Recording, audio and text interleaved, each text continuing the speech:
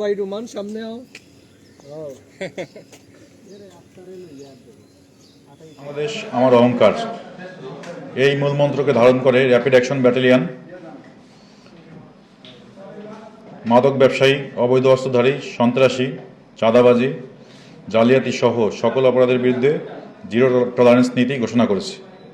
দেশের অর্থনৈতিক স্থিতিশীলতা নষ্ট করতে এবং সাধারণ মানুষকে প্রতারিত করতে একটু অসাধু চক্র দীর্ঘদিন যাবৎ জাল টাকার কারবার করে আসছে। বিশেষ করে উৎসব বা জনসমাগমকে কেন্দ্র করে উক্ত চক্রটি সক্রিয় হয়ে ওঠে। আসন্ন পবিত্র ঈদুল আজহাকে কেন্দ্র করে আমাদের র্যাব ৯-এর টহল কার্যক্রম এবং গোয়েন্দা নজরদারি বৃদ্ধি করা হয়।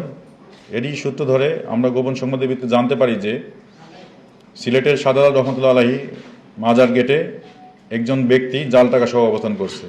পরবর্তীতে র্যাব ৯ সদর কোম্পানির একটি অভিযানিক দল উক্ত স্থানে পৌঁছে একজন ব্যক্তিকে, সন্দেহভাজন ব্যক্তিকে গ্রেপ্তার করতে সক্ষম হয়। গ্রেপ্তারকৃত ব্যক্তিকে জিজ্ঞাসাবাদে জানায় যে সে এবং তার অন্য ৩ সহযোগী বিগত কয়েকদিন যাবৎ সিলেট শহরে অবস্থান করতেছে। পরবর্তীতে তার দেওয়া তথ্যের ভিত্তিতে আমরা সিলেট শহরের বন্দরবাজারের লালবাজার নামক স্থানের হোটেল আলী আবাসিকের একটি কক্ষে তাকে নিয়ে অভিযান পরিচালনা করে তার অন্য ৩ সহযোগীকে আটক করি।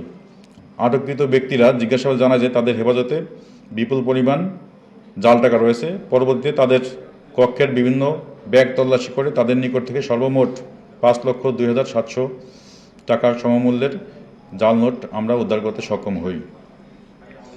জিজ্ঞাসাবাদে এই চক্রের সদস্যরা তাদের এই জাল নোট ছড়িয়ে দেওয়ার বিভিন্ন কৌশল সম্পর্কে আমাদেরকে অবগত করেছে।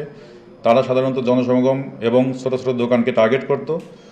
তারা কম মূল্যের জিনিসপত্র কিনে সেখানে বড় অঙ্কের নোট, যেমন ৫০০ বা ১,০০০ টাকার নোট সরবরাহ করে ভাঙতি হিসেবে যে টাকাটা, আসল টাকা নিত, সেটা নেওয়া হয়েছিল তাদের মূল লক্ষ্য।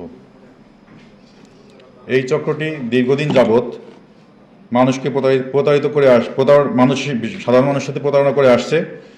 বিশেষ করে উৎসবের সময় এবং বিভিন্ন ধরনের অনুষ্ঠানের সময়, বড় বড় অনুষ্ঠানের সময় এই চক্রটি সক্রিয় হয়ে ওঠে। তারা এই জাল নোট, ৫০০ টাকা অথবা ১,০০০ টাকার জাল নোট, ৫০০ টাকার জাল নোট তারা সরবরাহ করে ২০০ টাকা এবং ১,০০০ টাকার জাল নোট তারা বাজারে সরবরাহ করতে পারলে প্রত্যেকটি নোটের বিনিময়ে ৪০০ টাকা করে পেত বলে তাদের জিজ্ঞাসাবাদে আমরা জানতে পেরেছি। এই চক্রটি যে মূল রুট, সেটাকে গ্রেপ্তারের লক্ষ্যে আমাদের পরবর্তী অভিযান অব্যাহত থাকবে।